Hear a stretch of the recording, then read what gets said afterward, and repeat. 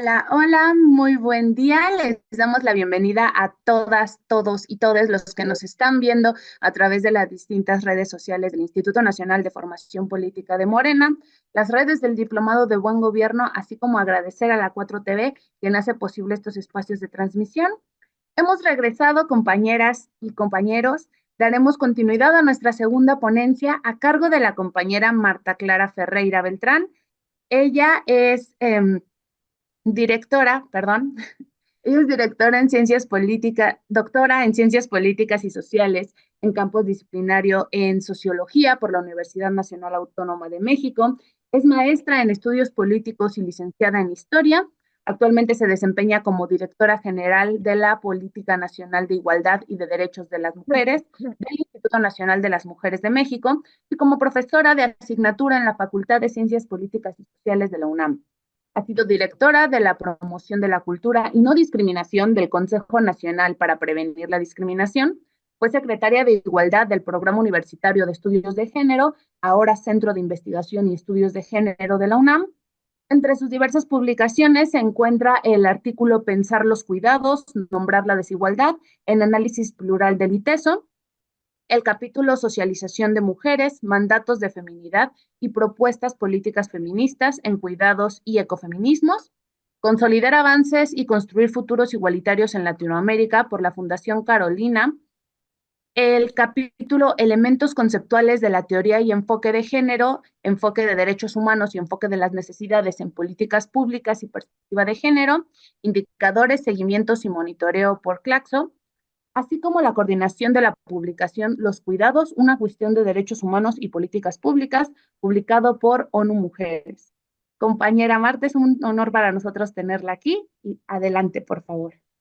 No, muchas gracias, Ailín, muchas gracias al Instituto de Formación de Morena por invitarme, por querer darme, por darme este espacio y muchas gracias a todos y todas y todes las personas que están aquí ahora en este sábado, pues buscando formarse. Estuve un ratito conectada mientras hablaba la compañera Perla y bueno, veo que ya mencionó muchas cosas de lo que pues creo que son básicas para que entendamos esto de la política pública con perspectiva de género y cuáles son nuestras oportunidades cuando estando siendo gobierno, ¿no? Y cuáles son los retos que quedan para adelante. Yo voy a contar un poco qué son y cómo se piensan las políticas públicas con perspectiva de género y por qué, ¿no? ¿Por qué? Pero de una manera pues lo más aterrizada posible, ¿no? Para que no sea una cosa así teórica, sino como para que podamos entender bien cuál es la razón y por qué necesitamos esas políticas públicas. Y luego además, qué hemos hecho en este gobierno y cuáles son los retos que quedan para el gobierno que estamos empezando, ¿no? Para el gobierno que empieza en octubre. Es muy importante cuando pensamos en políticas públicas, es muy importante pensar siempre desde dónde planeamos la política pública. Ustedes, como saben, eh, pues no hay políticas públicas neutras, ¿no? La izquierda hace una forma de política pública, la derecha hace otra forma de política pública y eso responde a una mirada, responde a una idea de país, ¿no? Y entonces, ¿cómo hacemos para que esa idea de país esté presente en la política pública, ¿no? En este caso, en México tenemos pues un instrumento que es importantísimo, que es el Plan Nacional de Desarrollo, ¿no? El Plan Nacional de Desarrollo, como ustedes saben, es una herramienta fundamental del gobierno, ¿no? Y entonces, en el gobierno del presidente Andrés Manuel López Obrador, pues teníamos ese marco, ese Plan Nacional de Desarrollo, que nos decía principalmente cuatro, sí, bueno, decía 10, pero nosotras utilizamos para hacer perfecto, para utilizarlo como base de nuestra política pública en el Instituto Nacional de las Mujeres, utilizamos algunas frases importantes, ¿no? Principios importantes de la política. Uno de ellos, no dejar a nadie fuera, no dejar a nadie atrás.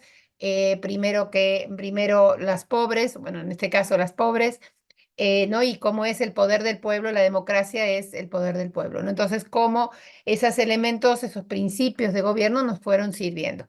Lo primero que tenemos que preguntarnos en este caso es la diferencia, ¿no? Entre las políticas y la política y las políticas, ¿no? La política podríamos pensar en todo eso que pasa en la política de los partidos, ¿no? Los partidos que están, que tienen elecciones, que juegan pues sus principios y sus peleas y sus batallas. Esa es la política. Pero las políticas en plural es esto que tiene que ver con respuestas que dan los gobiernos de turno para los problemas de la ciudadanía. Eso podría ser una primera mirada, ¿no? O sea, las políticas públicas son formas de responder a necesidades de la ciudadanía. Pero ustedes me dirían entonces que cualquier sea el gobierno, si creen el gobierno que, por ejemplo, el gobierno de Calderón o en el gobierno de Fox, en los gobiernos del PAN, si simplemente crean políticas públicas, entonces pensamos que están escuchando a la ciudadanía. Pero no, porque depende de cómo se hagan las preguntas, de quién, a quién se hagan las preguntas, quién responde a las preguntas, y entonces esas preguntas tienen respuestas que tienen que ver con las necesidades de quién. ¿Quién está en el centro de la política? ¿Quién está en el centro de las políticas públicas? Y eso nosotros, por eso traigo y empiezo esta presentación hablando de nadie fuera, nadie atrás y primero que nada los pobres, ¿no? Las pobres en este caso, porque vamos a hablar de mujeres. Y entonces, cuando hablamos de primero que nadie, los pobres, estamos poniendo en el centro de la pregunta de la política pública una interrogante fundamental.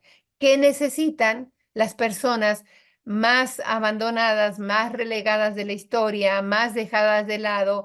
¿Qué necesitan los pueblos indígenas? ¿Qué necesitan las poblaciones afro? ¿Qué necesitan las mujeres? ¿Qué necesitan los hombres más pobres del país? Y entonces y los niños y las infancias. Pero ahí es donde empezamos a ver cómo las preguntas que le hacemos a la política pública son fundamentales para definir qué vamos a hacer como política. Entonces, por eso podemos pensar y podemos darnos cuenta que las formas en que se hacen políticas públicas en diferentes gobiernos con diferentes posturas, pues son diferentes, ¿no? O sea, hay un proyecto político detrás de cada política pública que se hace. Entonces, un tema importante es decir, bueno, ok, nosotros, como este gobierno es un gobierno de izquierda, es un gobierno social, es un gobierno que recupera la visión social del Estado, tenemos que ver cómo definimos cuál es el problema social. Si yo, por ejemplo, estuviera presencial, le preguntaría a las mujeres y a los hombres de este grupo que me traten de definir cuál es el principal problema social que perciben. Estoy segura que dependiendo donde vivan, sus situaciones, sus condiciones de vida, van a responder de una manera diferente. Yo lo hago con mis alumnos y alumnas de la UNAM y entonces ahí les pregunto, ¿no? Y entonces los varones a veces dicen, los hombres dicen, bueno, los problemas principales son las asignaturas, la calidad de los profesores, la forma en que ponen la nota o cosas así. Y las chicas enseguida dicen, pues la seguridad en el campus, ¿no? Entonces vemos cómo, de acuerdo a nuestra práctica social, ¿no? Ese concepto tan marxista de la práctica social, de acuerdo a nuestra práctica social, será nuestras necesidades y nuestras urgencias y la manera de ver cuáles son los principios que tenemos que hacer en esa política, ¿no? Entonces, una vez que tenemos claro, ¿quién hace la pregunta? ¿Quién contesta? ¿No? Si ustedes ven en la retórica, ¿no? del presidente, en el discurso del presidente Andrés Manuel, siempre está presente el tema de la pregunta, ¿no? De la escucha, de la encuesta, porque él está todo el tiempo pensando en interrogar al pueblo, de interrogar a hombres y mujeres en territorio para saber qué es lo que piensan y qué es lo que necesitan. Y esa es una manera de cambiar la política. Digamos que mi presentación hoy va a ser justamente esa manera, ese cambio, esa transformación que estamos viviendo, de cómo cambiamos, cómo transformamos al sujeto o a la sujeta, pero digamos al sujeto de la política. Y ese cambio de sujeto de la política se produce justamente trayendo a aquellas personas que estaban en el margen, trayéndolas al centro de la política. Y dentro de ese grupo de quienes están en el margen, como ustedes saben, porque ya estuvimos escuchando a Perla Valero antes, dentro de ese margen están y han estado históricamente las mujeres. Están las mujeres y todos aquellos grupos sociales que no tienen poder, que están fuera de la esfera del poder.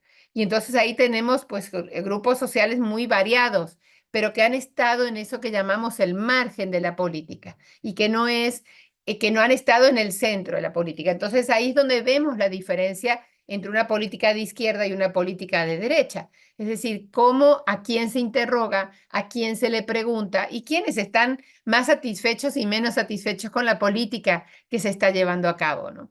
O sea, vemos cómo cuando la derecha hace una forma de política, pues los grupos de poder y los grupos, las corporaciones y los grupos que tienen el poder económico están más satisfechos que en momentos en que la izquierda hace la política, donde normalmente pues podemos verlo en las elecciones no solamente la participación, sino el número de ciudadanía que votó por la continuidad de un proyecto, ¿no? Ahí vemos cómo la política de la derecha y la política de la izquierda tiene unas formas y preguntas y interroga a otros sujetos, ¿no? Eso no es una no es una novedad, pero quiero decir, aquí lo vemos muy concreto, ¿no? Vemos cómo sucede, cómo se construye una política de izquierda y en este caso, cómo se construye, cómo hicimos nosotras una política de izquierda feminista, ¿no? Y eso cómo se ha ido construyendo y qué significado. Voy a pasar un poco más rápido por la siguiente, porque lo tocó, justo estaba yo conectada cuando oí que Perla Valero había hablado del Año Internacional de las Mujeres y me pasan a la siguiente también, que empieza, ¿no? Esto de la crítica feminista al sistema sexogénero, el sistema sexogénero. A ver, quiero corroborar que ustedes están en la misma diapositiva que yo. Sí. Bueno, es una blanquita, ¿no? Con una flecha. Si están ahí en esa misma, es que yo no veo en qué diapositiva están. A ver, permítanme ver. Ah, no, la siguiente, por favor. La siguiente. Ahí está, gracias, gracias. Es que, entonces, ¿cómo es el sistema, cómo es la crítica en el año 75 con esto que explicaba Perla cuando decía, bueno, el feminismo tiene 200 años, sí, pero de manera institucional empieza a entrar a los gobiernos y empieza a entrar en las instituciones a partir del año 75 cuando Naciones Unidas crea esto que llama las conferencias internacionales de la mujer, ¿no? Nada más para decir que además México fue la sede, ¿no? La sede del primer Congreso Internacional, de la Conferencia Internacional de las Mujeres, y cuando dicen, bueno, ¿qué es lo que México ha hecho en el año 75? Pues no había mucho hecho en materia de mujeres ni de derechos de las mujeres, y abre a partir de ahí, pues una década que se llama, como dijo Perla, la década de las mujeres y va a ser 10 años de potenciar que los países firmen convenios, firmen acuerdos y empiecen a pensar que la política tiene que tener pues una perspectiva de género. ¿Y qué significa eso de la perspectiva de género? La siguiente, por favor.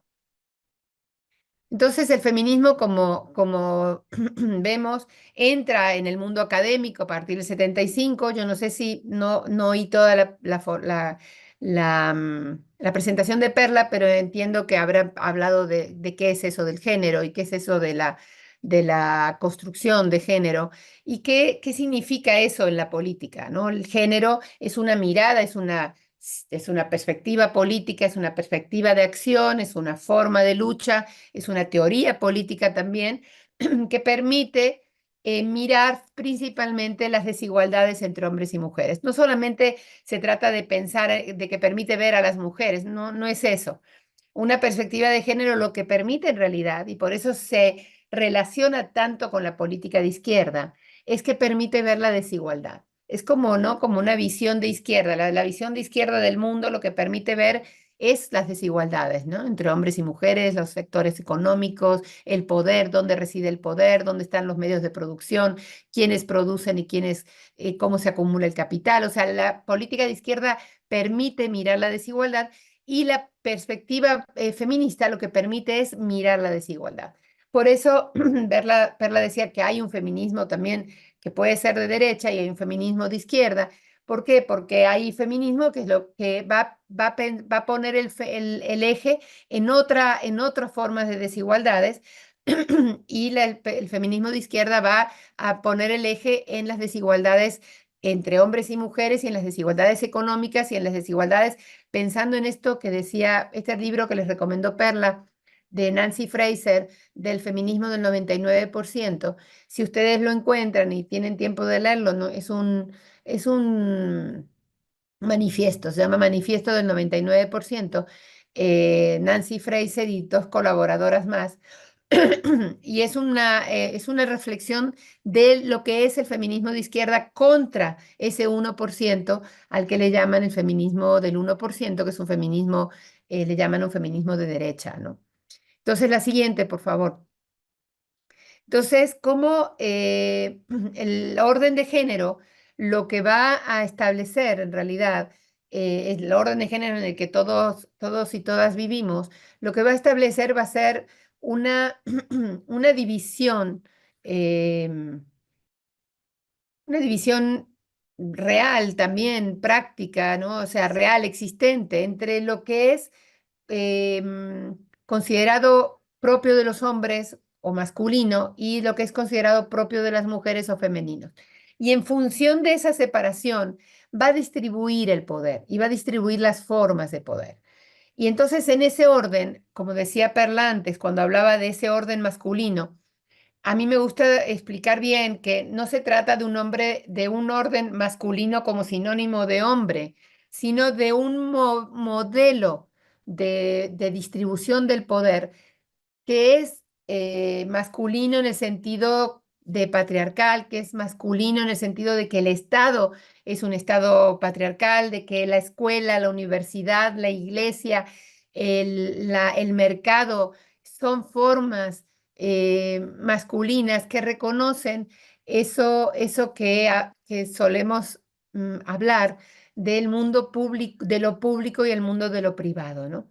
El mundo de lo público es ese espacio, el ámbito público, es ese espacio en donde los hombres y las formas masculinas de poder son las predominantes y el espacio o el ámbito privado, el ámbito doméstico, que es en donde se supone que las mujeres estamos, entre comillas, por naturaleza, ¿no? El orden de género se transmite y se genera, se produce a través de la cultura. Y la cultura lo que hace, la cultura es todo lo que hacemos, ¿no? Todo lo que transformamos, lo que producimos. Y esa cultura lo que tiende a hacer es a naturalizar la desigualdad, ¿no? Igual que pasaba, si pensamos en la época de la esclavitud, que la cultura intentaba convencernos de que por orden natural las personas negras eran inferiores, ¿no? O cuando la colonia, ¿no? Que los indígenas eran inferiores. Y entonces esa naturalización de la desigualdad es lo mismo que sucede en el orden de género, ¿no? La cultura tiende a naturalizar la diferencia y hacernos pensar que las mujeres somos naturalmente débiles, naturalmente emocionales, naturalmente cuidadoras, naturalmente frágiles, naturalmente tontas, o sea, como que la inteligencia queda del lado de lo masculino. Y eso a través de la cultura que compartimos todos, que es una cultura en la que vivimos, pues a través de esa cultura, ese orden de género va reproduciéndose, ¿no? Gail Rubin, una antropóloga que hoy día pues ya es mayor, pero en su momento, cuando tenía unos 25, 26 años, escribió un texto muy importante para el feminismo que se llama Tráfico de Mujeres. Se llama Gail Rubin, si quieren, luego les paso el texto, también se encuentra en internet, es un texto, está traducido, y ella ahí procesa esto del concepto sexo, del sistema sexo-género. Y lo que dice es, miren, esto es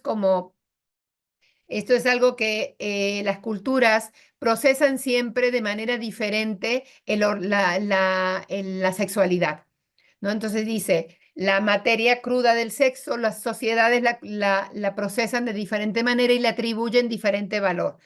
Y entonces, en general, lo que sucede es que, en general, lo femenino queda en un lugar subordinado de lo masculino. Entonces, por mucho que hay muchos antropólogos que han tratado de entender cuál es el origen de esa decisión de la cultura, de esa producción cultural que dice que las mujeres somos inferiores que los hombres, pues en realidad no hay ninguna versión que sea muy sólida, ni es físico, ni es el embarazo, no logra ser, porque en otras culturas cada cultura atribuye diferentes valores a lo masculino y a lo femenino. Entonces, la siguiente, por favor. Entonces, en las políticas públicas, voy a volver a tratar de saber dónde están. A ver. Sí, perfecto. En la política pública tenemos algunos enfoques que nos han servido para pensar la política pública. Uno de ellos es el enfoque de derechos humanos, que es la que les estoy presentando, de los cuales uno de los elementos ahí lo tienen muy claramente, que sería el principio de igualdad, el derecho a la no discriminación. México tiene leyes muy importantes, ¿no? La ley federal por el derecho a la igualdad y no discriminación, contra la discriminación, que es una de las leyes federales más primeras, ¿no? En este proceso de mejora de la calidad de nuestra democracia. Está el principio de igualdad, cuya base principal es la Ley General de Igualdad. Está la perspectiva interseccional, que seguramente ustedes ya han oído hablar, pero les voy a explicar un poquito en qué consiste. O sea, esta perspectiva interseccional, que es una perspectiva de la cual se habla mucho últimamente, porque permite ver a las mujeres y al orden de género no aislado, es decir, no solamente vemos a las mujeres, sino vemos a las mujeres en otros contextos de desigualdad. Por ejemplo, podemos decir que si una mujer además es indígena, además es pobre y además tiene una condición de discapacidad, sus condiciones de vida van a ser muy diferentes que una mujer que está en la ciudad y que tiene un trabajo formal y que no tiene esas otras condiciones de dominación en su vida. Entonces, esa perspectiva interseccional nos permite entender que hay otros contextos de dominación, otros contextos de subordinación que impactan en la vida de las mujeres, multiplicando, no sumando, sino potenciando de manera muy, muy importante las situaciones de vulnerabilidad de las mujeres. Entonces, ¿eso qué hace? Que nos permite pensar la política pública, no solamente pensando en las mujeres como si todas las mujeres fuéramos un grupo homogéneo, sino focalizar las políticas para verlas también en su contexto y decir, aquí necesitamos, por ejemplo, hablando de sistema de cuidados que mencionaba antes Perla, nos permite pensar que hay mujeres que necesitan otros tipos de sistemas de cuidado, que en las ciudades, las mujeres de la ciudad pueden necesitar un tipo de servicios de cuidado, pero que en otras zonas más alejadas, más pobres o con otras sistemas culturales necesitan otro tipo de políticas públicas.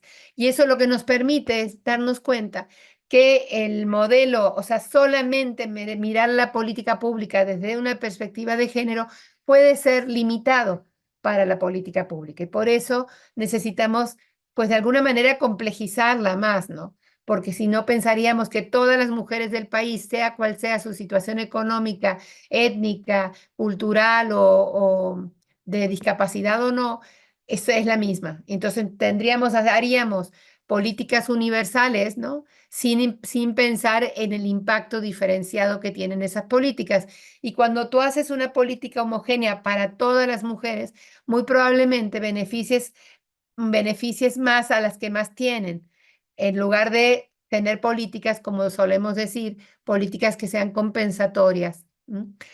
Si quieren ir tomando nota y haciendo preguntas, o sea, me van anotando las preguntas para que luego en la parte de plática, pues podamos resolver algunas dudas que puedan pasar por aquí. Otro enfoque muy importante, la siguiente, por favor. Muy importante para la política pública que hemos considerado a lo largo de estos 6 años es el enfoque de las necesidades. O sea, la política pública con perspectiva de género tiene que tener dos visiones. Y esto es bastante razonable y bastante sencillo de entender. Sin embargo, fue un descubrimiento de los años 80. O sea, fue algo que las feministas pensaron. Ahí las mujeres tienen necesidades prácticas, ahorita. Necesitan una guardería, necesitan alimentos, necesitan mejorar su situación económica, necesitan tener donde cuidar a sus niños, necesitan políticas que las protejan de la violencia de género y necesitan políticas que le ayuden a mejorar su situación económica. O sea, de potenciación, ¿no? De mejorar su situación económica. Esas serían políticas inmediatas, ¿no? Entonces necesito una guardería, necesito trabajo, empleo, mejor dicho, y necesito pues medidas de protección, medidas de prevención de la violencia. Pero sin embargo, también necesitamos medidas de transformación a largo plazo. Ya escuché yo que había muchas preguntas de ustedes a Perla que tenían que ver sobre el cambio cultural. ¿Cómo hacemos para cambiar la cultura en la que vivimos? Y esas políticas son políticas a largo plazo. Entonces, en el Instituto Nacional de las Mujeres hemos hecho políticas a corto plazo, que son políticas que mejoran la calidad de vida de las mujeres de manera inmediata, y políticas a largo plazo, que son políticas, perdón, de cambio cultural. Es decir, vamos a ver cómo hacemos una campaña de difusión, unos videos y cortos para pasar en publicidad, para pasar en la televisión, para pasar en la radio, medidas que cambien la mentalidad y que ayuden a todos, que nos ayuden tanto a hombres como mujeres, porque no solamente los hombres tienen que cambiar, las mujeres tenemos que cambiar muchas ideas que tenemos también sobre la feminidad. O sea, ahí tenemos las acciones afirmativas, que la transversalización de la perspectiva de género, que mencionó un poquito cuando habló de las políticas institucionales, Perla. ¿Qué son? O sea, las políticas afirmativas son las que mencionaba antes, ¿no? Son las políticas específicas para mejorar, para mejorar y compensar la desigualdad histórica de las mujeres, ¿no? Hay políticas específicas, las políticas de afirmativas no solamente son exclusivas de las mujeres, hay también para pueblos indígenas, para pueblos afro, es decir, hay políticas específicas para aquellas poblaciones que han sido políticamente, que sean, perdón, históricamente dejadas de lado, ¿no? O desiguales, históricamente, desigualdades estructurales de las que llamamos. Entonces, pues, tenemos políticas, ¿no? Por ejemplo, hay políticas de empleo que tienen que ver con los primeros puestos son ocupados por mujeres, políticas específicas para, por ejemplo, el de las madres que tienen hijos ¿no? ¿Cómo se llama? Hijos de madres trabajadoras, son políticas específicas para mujeres para compensar esa desigualdad. Se llaman así, ¿no? Políticas afirmativas o medidas específicas o medidas de acción o también de discriminación positiva. Se han ido cambiando su nombre. La siguiente, por favor. Entonces, bueno, a partir de 2011, como ustedes saben, si recuerdan, en México se llevó a cabo una gran transformación y transformación en materia de derechos humanos de la Constitución, ¿no? La Constitución cambia en 2011. Yo creo que fruto de la lucha popular, lucha de los sectores que han estado, de los grupos de derechos humanos que han estado empujando para que la Constitución mexicana tuviera ese nivel de estándares internacionales muy altos. México ha firmado, ¿no? Ha ratificado importantes convenios internacionales de derechos humanos. Entonces, en 2011, esos convenios de derechos humanos se subieron, se les dio rango internacional, perdón, rango constitucional. Y si pueden, si tienen tiempo y si les sería un muy buen ejercicio releer nada más el primer artículo de la Constitución. Ese primer artículo fue el reformado en 2011 y se agregó todos esos estándares internacionales. Entonces México tiene una de las constituciones del mundo con rangos de derechos humanos de estándares altísimos de derechos humanos. Entonces eso nos da un marco de derechos humanos muy, muy importante, ¿no? La siguiente, por favor. Ahí está. Ahora ya la vi. Entonces, en México, incorporar la perspectiva de género es una obligación constitucional para todas las autoridades.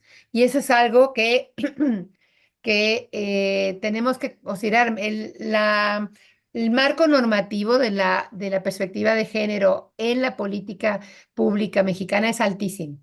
Tenemos la ley de planeación que obliga a la perspectiva de género. Tenemos la ley de presupuestos y responsabilidades hacendarias también. Tenemos la ley general de igualdad. Tenemos, o sea, tenemos marcos importantes de política pública que obligan al Estado y que obligan a las autoridades a incorporar la perspectiva de género. Entonces, no es algo que las políticas deban hacer por voluntad, sino que en cumplimiento de la ley, las políticas deben tener esta perspectiva de género. A partir del 2019, también incorporamos la perspectiva intercultural y la perspectiva interseccional también en el Programa Nacional de Igualdad, lo que nos permitió ampliar la mirada de la política pública. La siguiente, por favor. Ahí tienen el artículo 1 de la Constitución que les estaba justo mencionando. Si me permiten nada más leerlo por encima, pero para que, o sea, no lo vamos a analizar, pero para que vean, dice, en los Estados Unidos mexicanos todas las personas gozarán de los derechos humanos reconocidos en esta Constitución y en los tratados internacionales de los que el Estado mexicano sea parte, así como de las garantías para su protección, cuyo ejercicio no podrá restringirse ni suspenderse, salvo en casos y bajo las condiciones que la misma Constitución permite, ¿no? Entonces, como todos los convenios internacionales ratificados por el Estado mexicano pasaron a formar parte, entre otros, ¿no? De todo el espectro de convenios que tienen que ver con los derechos humanos de las mujeres. La siguiente, por favor. Entonces, las voy a pasar a la siguiente, la que tiene unas esferas, por favor. ¿Cuáles son, para ir terminando ya, si en 5 minutos les termino de redondear el tema? De todas maneras, imagino que las preguntas me van a permitir profundizar en algunos temas que haya tenido que pasar más alto, así que ustedes aprovechemos y platiquemos en los siguientes minutos.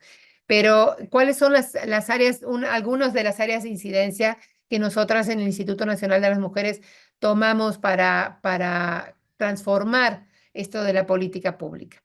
Por un lado, como había dicho también Perla, el tema de la autonomía económica, un tema que estaba súper abandonado, que era el acceso a la tierra y al territorio, el derecho de las mujeres al acceso a la tierra.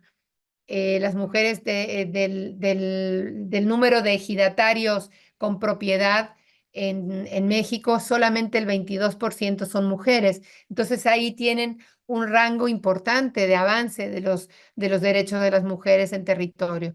Luego avances sobre salud sexual reproductiva, el de las mujeres y también de las adolescentes. Y por supuesto, el tema del Sistema Nacional de Cuidados. La siguiente, por favor. Ok, ahí les puse algunos ejemplos de lo que hemos avanzado, ¿no?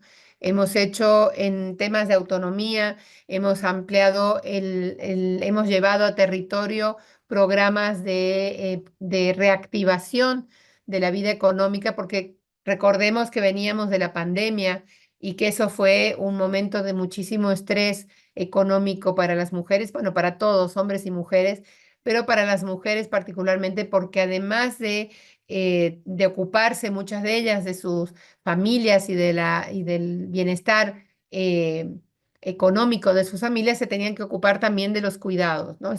Esos trabajos que hacen en un 86% las mujeres del país y que ocupa, ¿no? buena parte de su tiempo. En términos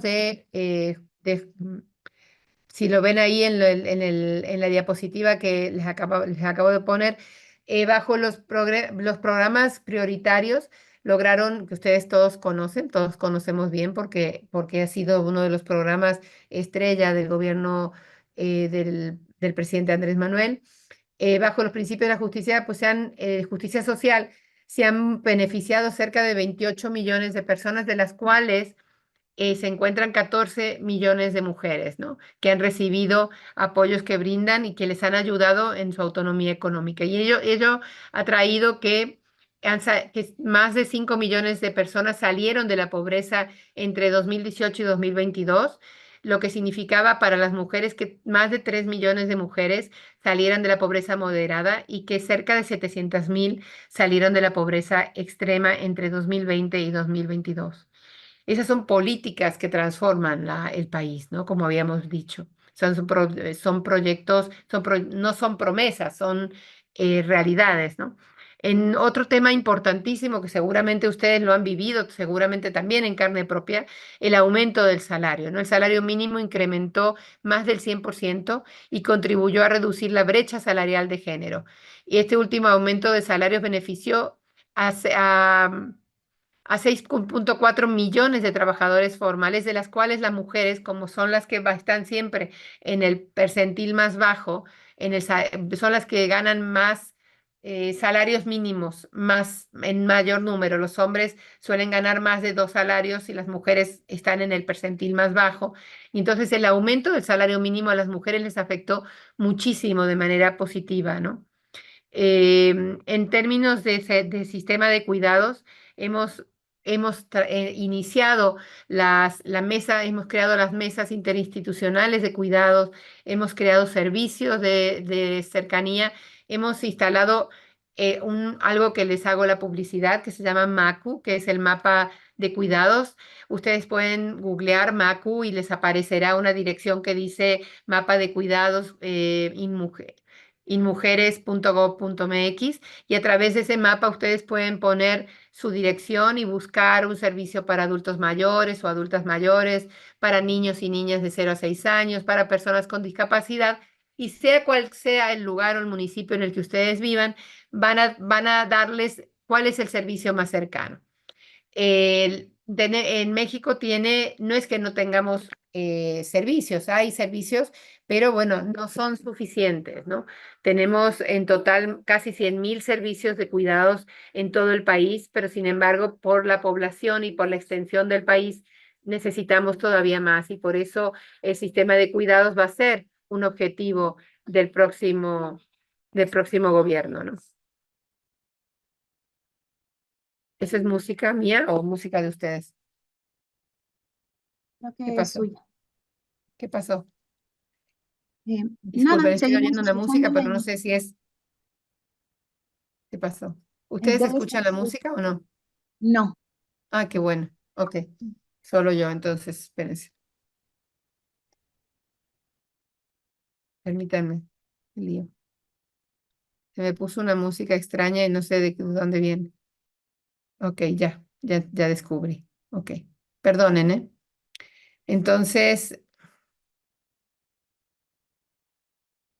ya me fui.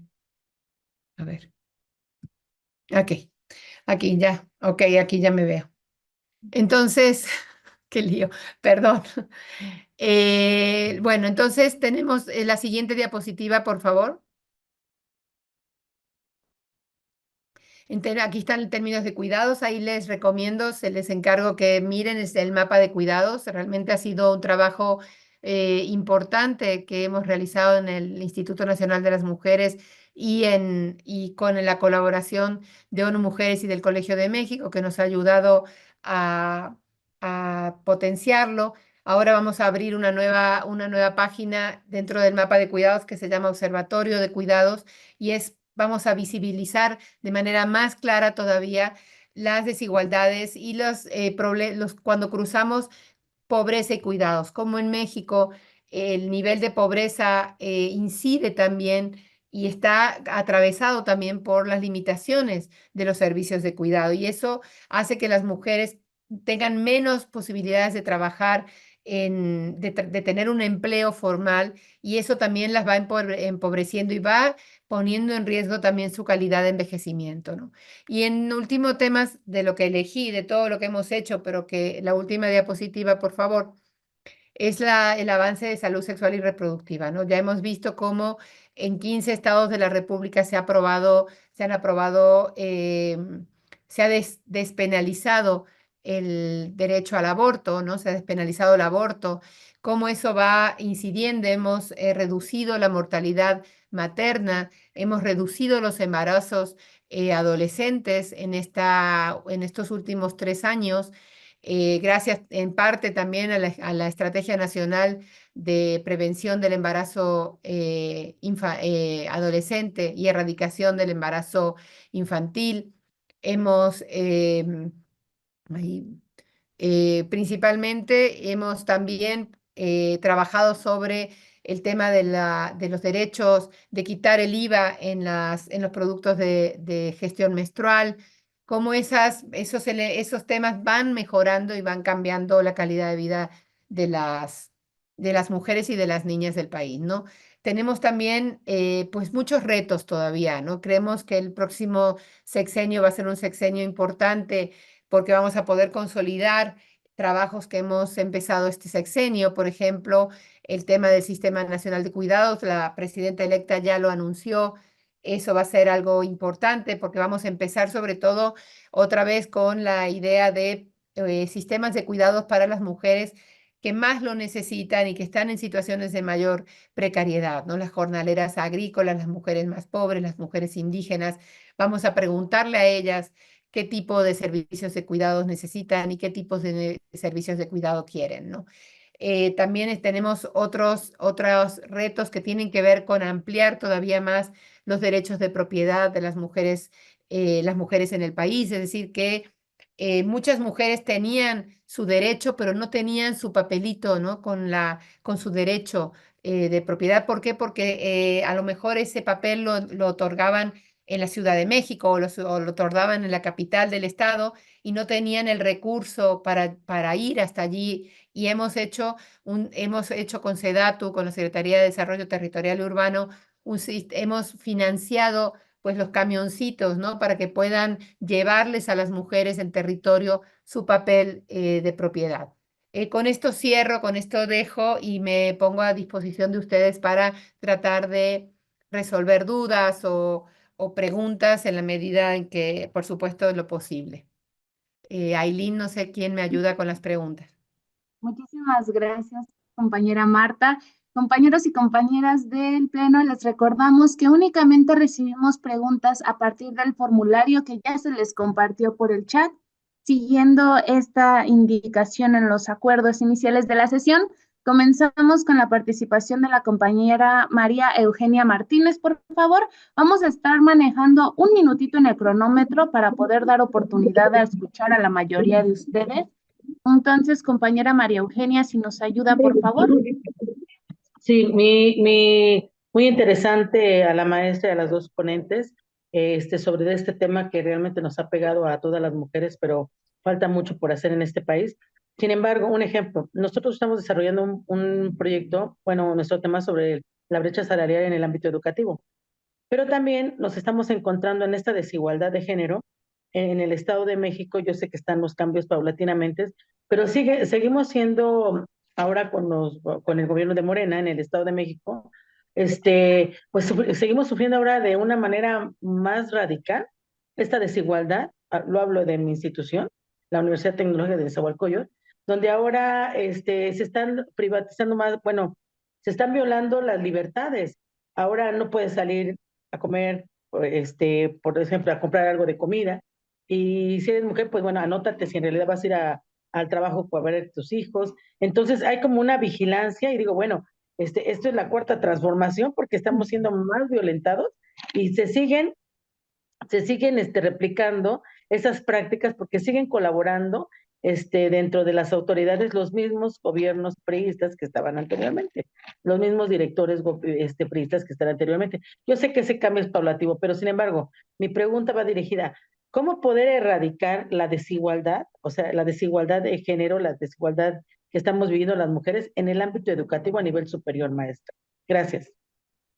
Continuamos, por favor, con el compañero Francisco Javier Malagón.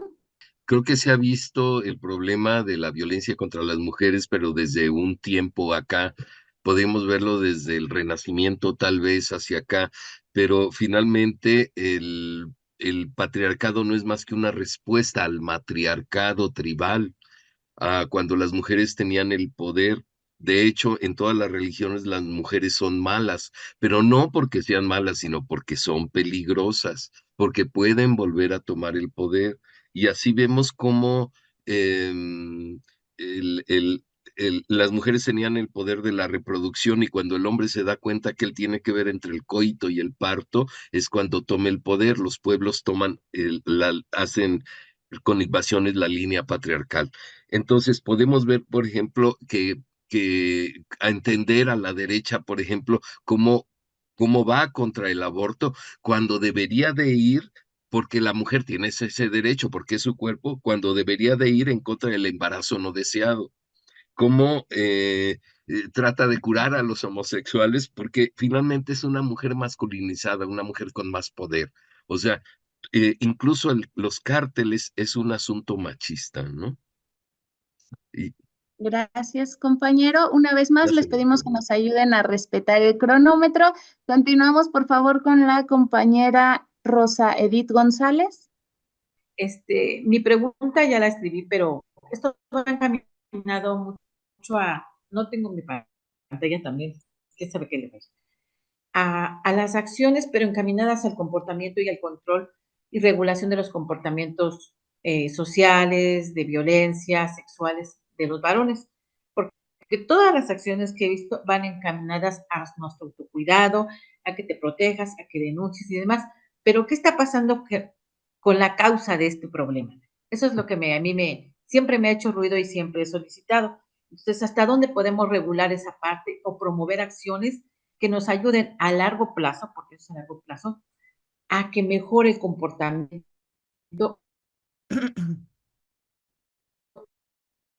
hacia las mujeres, pero de parte de los somos corresponsables de estos comportamientos? Esa es mi pregunta. Muchas gracias, Gracias. compañera, pero pasamos con el compañero Víctor Manuel Vilchis Cerón, por favor. Víctor, ¿andas por ahí? Listo, soy breve. Adelante. Para lograr la realización de la política de igualdad de la mujer y sin distingos y con el fin de impulsarla, la pregunta, ¿se tiene alguna estrategia para la participación del hombre y de los grupos de la diversidad sexual que tenemos una visión de izquierda? Esa es la pregunta. Muy bien. Si quieres empiezo a contestar, Ailín, mientras tu compañero que se le falló el sonido nos da la información. Mira, María Eugenia, efectivamente, el tema de la brecha salarial, nosotros lo hemos también trabajado mucho. Es un tema importantísimo, como tú bien sabes, porque está muy oculto, ¿no? En las universidades, sobre todo en los institutos de educación superior, como se llama, porque engloba, ¿no?, las universidades y otras instituciones, está muy oculto y, no, y muchas veces está atravesado también por el tema de género, ¿no? Porque las mujeres tienen menos tiempos completos, porque aunque sacan las mejores notas, son los que menos presencia hay también en las direcciones, ¿no? En los directivos. Hay unas directrices que publicamos junto con la Secretaría de Educación Pública, que te animo a buscarlas. Se llaman las directrices contra el acoso y el hostigamiento en las instituciones de educación superior. Son unas directrices que permiten pautas, ¿no?, para elaborar, implementar y fortalecer los mecanismos de igualdad para prevenir las formas de violencia. Y yo creo que además eso que tú refieres son formas también que golpean particularmente a las mujeres, ¿no? Porque si tú tienes la responsabilidad de cuidar a tus hijos y no te dejan salir de la institución para ir a buscarlos a la escuela o para ir a hacer para aplicar esas medidas en tu tiempo de trabajo, pues necesariamente eso va a afectarte especialmente, ¿no? Yo creo que ahí hay políticas, hay que enfrentar políticas públicas. Yo no sé si en la institución donde tú estás, ahí en el tecnológico de Nezahualcóyotl, ¿no? En el Estado de México hay una unidad de género que pueda, o disculpen, una unidad o una oficina de género que pueda, a donde puedas referirte, donde puedan trabajar y donde puedan hacer políticas de sensibilización y que puedan incidir también en la institución. Ahí nosotros tenemos, también te invito, porque si quieren pueden también incorporarse nosotros tenemos un Observatorio Nacional de Instituciones de Educación Superior por la Igualdad, que se llama UNIGIES. Si quieren, a través del Instituto de Formación les paso los datos para que entren en contacto y vean ahí también qué están haciendo otras instituciones de educación superior para que ustedes también puedan implementarlas, ¿no? Yo creo que desde luego, al final de cuentas, quienes hacen las políticas son personas y por mucho que haya un gobierno de izquierda y progresista, si las personas que están ahí llevando la institución pues son conservadores o son misóginos o quién sabe, pues las políticas que hacen finalmente son de ese tenor, ¿no? Y como tú decías, no puede ser que en este gobierno haya habido todavía como una situación, entiendo por lo que explicas, de retroceso en los derechos humanos, ¿no? En la institución. La segunda, el tema bueno, hay muchas versiones, ¿no? Es Francisco Javier, ¿no? Que mencionaba sobre el tema del matriarcado. Hay un libro, un clásico, ¿no? Que habla de eso, de esa idea, ¿no? De que hubo un matriarcado. Eh, las feministas en general no concordamos mucho con esa idea de que haya existido realmente un modelo político similar al patriarcado en donde las mujeres oprimieran, ¿no? A los hombres. Yo lo que creo, pero concedo en que hay autores que lo trabajan, los he leído, pero sí hay parte de lo que me mencionas con lo que yo estoy de acuerdo, ¿no? Que es esa parte de la sexualidad y de que finalmente el modelo, ¿no? La dominación masculina que está expresada a través del patriarcado o del sistema sexogénero, en efecto, lo que demuestra es un gran temor, ¿no? Por el poder o por lo femenino. Y en eso, y toda la violencia contra las mujeres en realidad es una forma de violencia de tratar de someter a eso, a lo cual se le tiene muchísimo, muchísimo miedo, ¿no? El poder de la reproducción, como tú decías, ¿no? Me parece que ahí efectivamente puede haber una explicación de esto que parece inexplicable, ¿no? Que es esa lógica continua de opresión y de tratar de subordinar y de someter los cuerpos de las mujeres, sus mentes y su vida, ¿no? Y las niñas también, ¿no? Ese adiestramiento que se hace de los varones a la dominación, ¿no? O sea, a la fuerza, a la dominación, a la violencia. Entonces coincido ahí que hay algo, no coincido en todo lo que comentas, pero sí creo que sí tienes razón en esa parte en donde hay algo que explica, ¿no? Que en realidad la dominación masculina es ¿no? Una construcción que somete a las mujeres por una razón, porque se le tiene temor, ¿no? O sea, la violencia muchas veces se explica frente a algo a lo que tú temes, ¿no? Y en ese sentido, sí, es un tema muy apasionante, la verdad, da para mucho. Em, Luego está lo de las masculinidades. Estoy completamente de acuerdo. Sí, pienso que el problema es un problema de género, es decir, un problema de hombres y de mujeres. Es un problema de lo masculino y lo femenino. Por eso decía yo que no solamente es lo que hacemos con los hombres, ¿no? Como esa idea de que los hombres son la causa del problema. La realidad la causa está en este orden, ¿no? En este sistema estructural que junta el poder económico, con el poder político, con el poder sexual, y hace de esto una forma de dominación, ¿no? Yo creo que efectivamente necesitamos más políticas de trabajo con los hombres, de que permitan transformar esa mentalidad, que permitan que los hombres se den cuenta, ¿no? Y reconozcan que son parte de un sistema de dominación del cual están siendo instrumento, ¿no? De ese sistema de dominación. Porque la dominación masculina somete a los hombres también, eso es muy importante.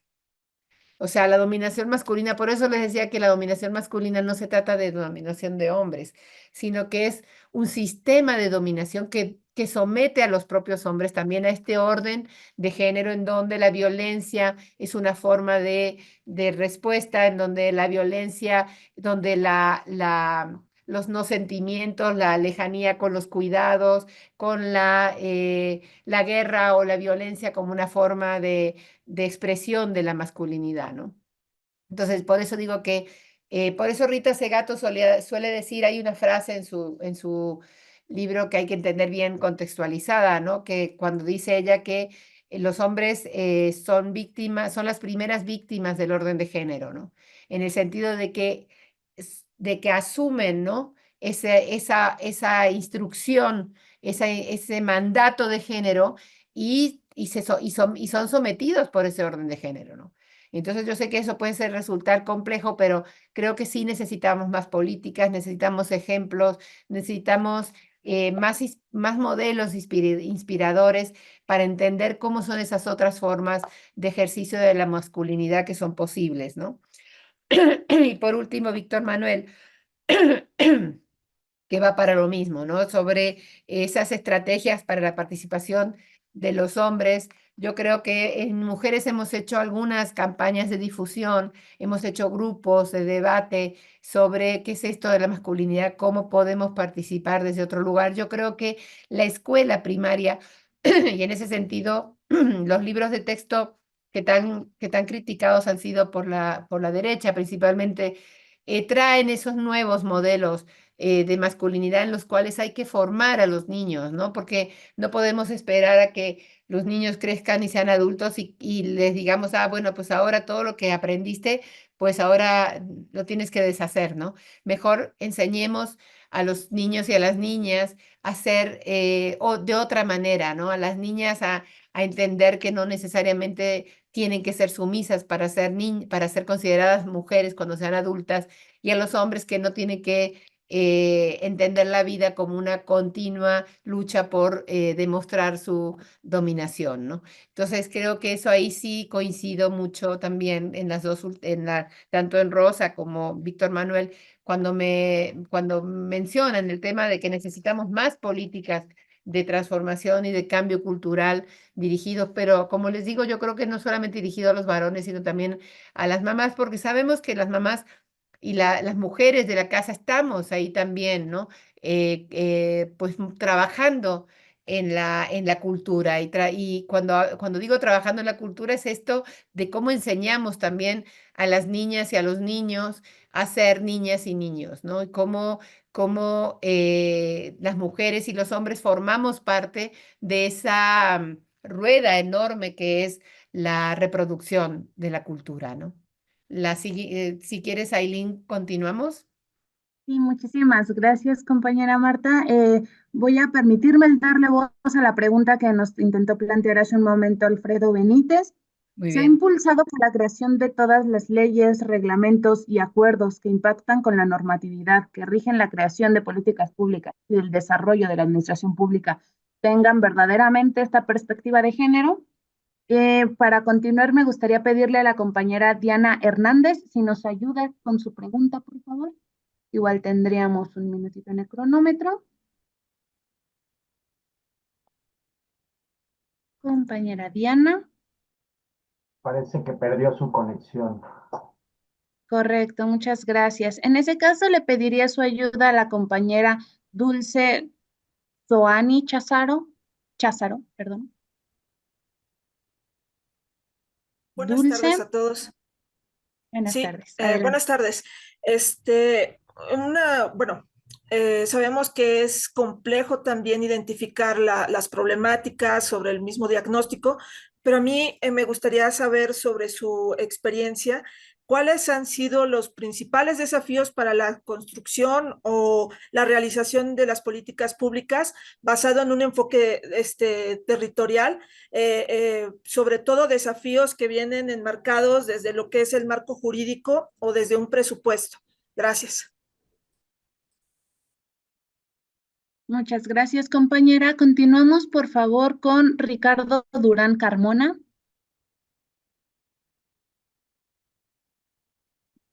Igual, un minutito en el cronómetro. Sí. Adelante, Ricardo. Buenas tardes. Bueno, primero para darle las gracias por estas capacitaciones, son bien importantes. Gracias, maestra. De verdad nos da mucho gusto. Bueno, pues yo preguntar nada más acerca de qué va a hacer la doctora Claudia ahorita en políticas públicas, porque se da los problemas del machismo, por ejemplo, en todo el Estado de México, pues se ha estado agudizando o han estado permanentes durante muchos años. ¿Y qué va a hacer por darle continuidad a lo que ya ha hecho el presidente? Pues ya hablamos de modificar un poco esta lucha de conciencias que tenemos muy clara, pero sí todavía la agresión hacia las mujeres, la agresión y la falta de oportunidades que hay hacia ellas por el machismo que tenemos muy arraigado. Entonces queremos ver qué es lo que va a hacer la maestra, ¿no? En este caso, para fomentar políticas para que mejore esta situación para las mujeres. Esa era mi pregunta. Ok, empiezo.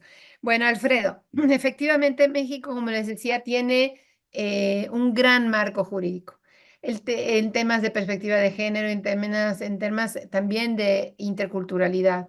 Es decir, que no es el problema de nuestro, no hay que buscarlo en la falta de leyes o en la falta de normatividad, sino en los funcionarios y funcionarias que trabajamos y hacemos, ponemos en la práctica la política. Yo creo que ahí tenemos un gran reto. Es decir, cómo volvemos a una idea de funcionarios y funcionarias, de políticos que hagan su trabajo con vocación territorial, con vocación de género, con vocación de servicio público. O sea, pareciera como que nos ha comido la idea del funcionariado en lugar del servidor público. Y creo que tenemos que regresar a la idea del servicio público, en donde realmente somos parte de un todo que es el Estado y que está al servicio de la ciudadanía. No somos funcionarios públicos, somos servidores públicos. Y yo creo que eso es importantísimo. Eso es un parte del cambio de la cultura que necesitamos y parte del cambio de cultura que tenemos que pensar. Yo creo que en ese sentido, tanto el presidente Andrés Manuel como Claudia, ellas se definen como servidores públicos, ¿no? Es decir, ahí vemos la diferencia entre el funcionariado y el servicio público. Yo creo que ahí tenemos un gran campo. Hay que conocer las leyes, hay que conocer las normatividades, pero también hay que recuperar esa noción de que estamos para mejorar, para ayudar, para crear mayor bienestar y no para entorpecer o hacer más lenta las instituciones, ¿no? Un poco pasa con la justicia, ¿no? O sea, lo sabemos todos. Pasa con la justicia, pero también pasa en el gobierno y también pasa en las instituciones públicas. No es suficiente ir a una institución para pedir algo, necesitar ayuda para un trámite o lo que sea, y ustedes saben cómo ahí falta esa noción de vocación. Yo creo que tenemos ahí un gran campo de oportunidad, un área de oportunidad enorme de transformar esa visión, porque creo que si todos y todas hacemos nuestro trabajo con vocación y con idea de servicio público, creo que esas leyes, pues cumplen su función y salen a la luz, ¿no? Y no están ahí, porque realmente no es un problema de falta de leyes. Luego está el Dulce, que me preguntaba, pues es una pregunta difícil, Dulce, porque claro que este país, con la diversidad que tiene, la extensión que tiene, pero también la diversidad y las diferencias socioeconómicas que tiene el país, claro que tiene retos, ¿no? Para la aplicación de políticas y de enfoques territoriales que realmente, perdón, que realmente, como les decía, dejemos de pensar que las políticas son homogéneas, porque no pueden ser homogéneas y universales. O sea, pueden ser universales en el sentido de, ok, una misma política que beneficie y que llegue a todo mundo, pero que llegue de manera diferenciada, porque el enfoque territorial habla de eso. Y cuando hablamos de enfoque territorial, hablamos también de gobiernos, de diferentes tipos de gobiernos, ¿no? Tenemos esos gobiernos que son de uso y costumbre, que también implican otro reto y otra mirada, ¿no? Yo lo he visto mucho con el tema del sistema de cuidados. ¿Qué cuidados necesitan en territorio? Las mujeres indígenas quieren el mismo tipo de cuidados, de servicios de cuidado que las mujeres de las ciudades? Muy probablemente no. Y ahí necesitamos ese reto y esa capacidad para entender eso que se llama enfoque territorial, de cómo las políticas tienen que tener esa claridad y esa mirada diferenciada según los territorios, ¿no? Luego, Ricardo, bueno, difícil saber cómo va a ser la política de la presidenta electa. Tenemos los 100 puntos de su gobierno. Yo creo que todas las señales, también con la elección de su gabinete, nos dejan ver que es una política de continuidad, que va a ser una política también de terminar y de darle, más bien no terminar, pero darle a eso que llamamos segundo piso a la transformación, es decir, consolidar los cambios, porque los cambios hay que consolidarlos y por eso sirven mucho estas segundas partes, ¿no? Del gobierno, porque nos permiten atar mejor transformaciones que han sido de mucho calado, ¿no? Entonces, pues, si esas transformaciones tienen que ajustarse, yo creo que el sistema de cuidados que ha anunciado hace poco la presidenta electa es una prueba de que ha entendido que parte del segundo piso de la transformación es crear más servicios para las mujeres más pobres del país y las que están en situaciones de mayor vulnerabilidad, como son las mujeres indígenas, las mujeres jornaleras agrícolas, que tienen esa necesidad también y que van resolviéndolas como pueden, ¿no? Entonces creo que también las políticas de prevención de violencia contra las mujeres van a seguir en el mismo camino y van a permitir, ya hay modelos de prevención por primera vez en la vida política del país, hay manuales completos, ¿no? De prevención de la violencia. Se había tratado siempre como de resolver los efectos, ¿no? Tratar sobre los efectos, pero no trabajar sobre las causas. Y ahí están los nuevos modelos de prevención que nosotros pensamos que son, entre ellos, fortalecer la igualdad y fortalecer la igualdad de las mujeres, que creemos que eso es algo que va a ser, que va a impactar cada vez más, ¿no? Si vemos los resultados de los últimos datos sobre homicidios, sí vemos que va bajando el índice de feminicidios en el país, ha bajado yo creo que es un 18%, cosa que es mucho en unos últimos 3 años. O sea que las políticas de prevención pueden estar dando efectos, son políticas que tienen que ver con la educación primaria, con la educación secundaria, con el cambio cultural, ¿no? Y como decía antes, con fortalecer la situación de las mujeres y no sé si me falta, fue cuando Ailín desapareció y no sé si está Ailín, si se recuperó. Hola, sí, muchas gracias. Ok, Buenas tardes. Nadie está yo exento me, de yo estas me, fallas. yo me seguí de largo, Ailín, como ya tenía anotado, pues adelante. Entonces, continuamos con la presentación, con la pregunta, perdón, de Nancy Elena Ramírez Montejano. Hola, hola, buenos días, buenas tardes. Una felicitación a la ponente, excelente ponencia. Pregunta, ¿cómo podemos o si puede haber algún órgano regulatorio para que los estados y los municipios que bien si se rigen por sus propias normas también tienen que, pues, apegarse a esta normatividad de paridad de género y de los derechos de las mujeres? porque sí seguimos teniendo problemas, por ejemplo, en los ayuntamientos de violencia laboral en contra de las mujeres, los salarios, la misma situación. Yo trabajo para la Dirección de Seguridad Pública de Ixtapaluca. También tenemos, por ejemplo, un problema de nepotismo que yo he peleado bastante. Concuerdo en lo que decía la compañera. Tenemos a las mismas autoridades que trabajaban en gobiernos priistas, en este caso, en el caso específico de Ixtapaluca, antorchistas.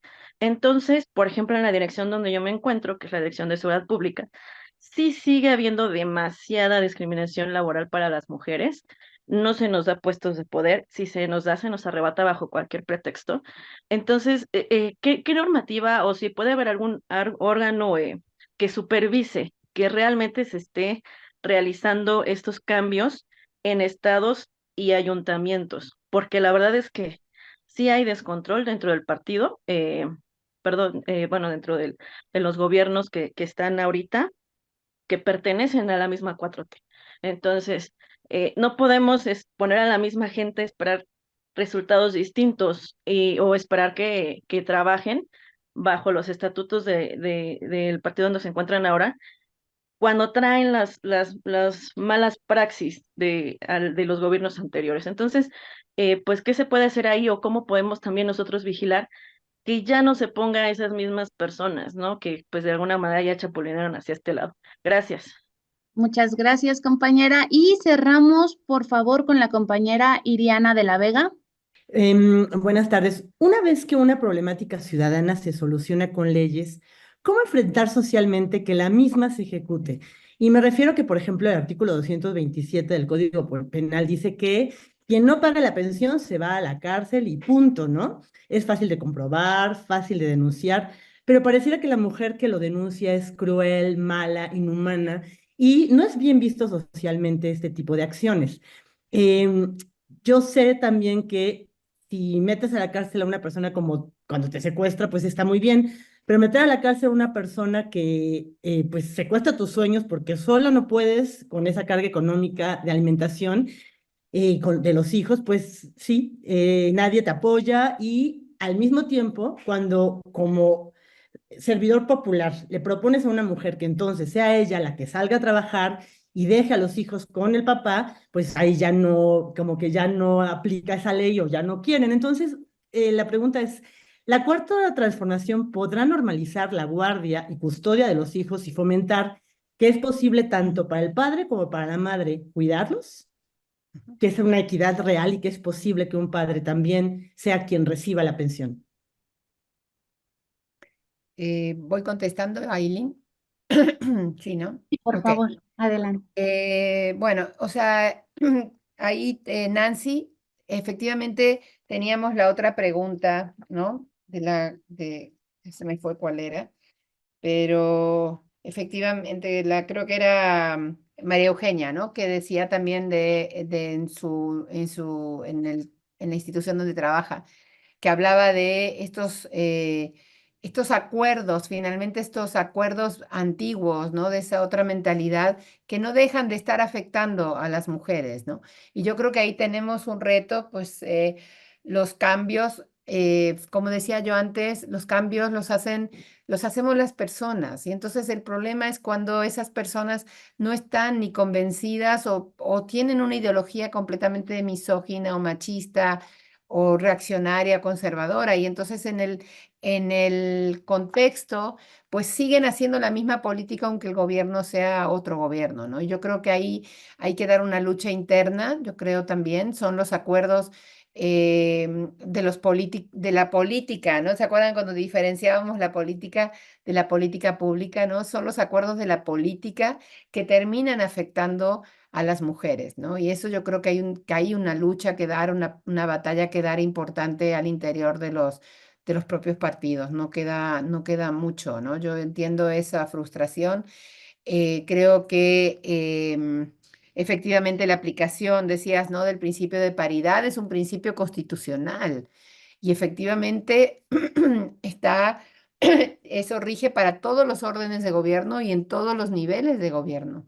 Entonces es un principio constitucional, o sea, lo tienen que acatar como la igualdad, ¿no? Es otro principio constitucional. Entonces, el principio de paridad no es una ley, es un principio de la Constitución que hay que acatar y efectivamente está teniendo pues muchos retos todavía, ¿no? Como tú dices, no solamente el tema de los usos y costumbres, sino de los municipios, ¿no? Que no hacen caso de ellos y como les decía antes, finalmente no es un problema de que no existan las leyes, es un problema de que su aplicación es siempre el reto, ¿no? Así que nada de paciencia, lo que les voy a recomendar es pues mucha lucha, ¿no? Y mucha eh, lucha por los caminos y por los carriles que ustedes crean que tienen que hacerlo. Yo creo que políticamente en propio interno, ¿no? De Morena, pues ese es un trabajo que hay que hacer para que si va a estar en manos de aliados políticos, esos aliados tengan también los mismos principios, por lo menos respecto a la igualdad, la no discriminación, los principios de paridad, ¿no? Con respecto, Iriana, eh, sobre sí, la ejecución, ¿no? De las normas, o sea, cómo las propias normas tienen que ser, cómo van a ser ejecutadas y cómo van a ser implementadas. Yo creo que ahí volvemos siempre al mismo problema, ¿no? Cómo justamente las personas tienen que tenemos un reto, ¿no? Tenemos la igualdad, ¿no? Esas dos formas de igualdad, la igualdad sustantiva y la igualdad normativa. Tenemos la igualdad normativa que, como les decía, es muy alta en nuestro país, pero sin embargo la igualdad sustantiva que no logramos aterrizar, ¿no? Y cómo, ¿dónde está Iriana? No sé, se me pasó, pero bueno, no la veo, pero cómo efectivamente, como dice Iriana, tenemos ese enorme reto por delante.